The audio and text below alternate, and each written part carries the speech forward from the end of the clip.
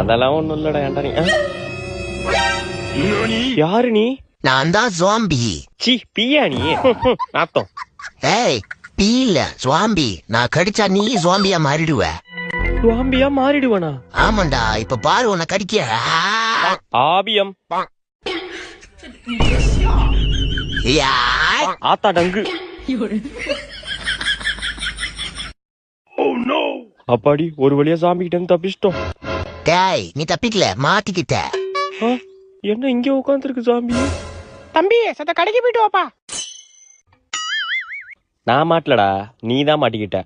மா கடைக்கெல்லாம் போக முடியாது. கடைக்கு போக முடியாதா உன்ன?